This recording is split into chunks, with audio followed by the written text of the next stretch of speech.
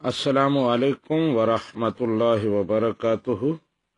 UK کے شہر Birmingham سے علامہ محمد فاروق صاحب نے یہ سوال بھیجا ہے کہ عام طور پر دیکھا گیا ہے جب مسلمان ایک دوسرے سے ملتے ہیں تو السلام علیکم ورحمۃ اللہ وبرکاتہ کہتے ہیں، لیکن جدا ہوتے ہوئے سلام نہیں کہتے بلکہ فی امان اللہ اور خدا حافظ جیسے دعائیہ جملے بول دیتے ہیں۔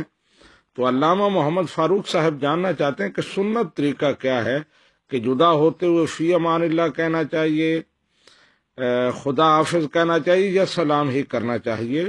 تو علامہ صاحب سنت طریقہ تو یہی ہے کہ جب ملیں تو اس وقت بھی سلام کہیں اور جب جدا ہوں تو اس وقت بھی سلام کہیں۔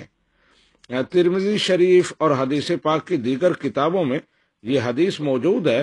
نبی رحمت صلی اللہ علیہ وآلہ وسلم نے حکم ارشاد فرمایا، اذا انتہى احدکم الی المجلس فلیسلم ثم اذا قام فلیسلم، کہ جب تم میں سے کوئی مجلس میں آئے تو اس وقت بھی سلام کرے اور جب مجلس سے جدا ہو تو اس وقت بھی سلام کرے۔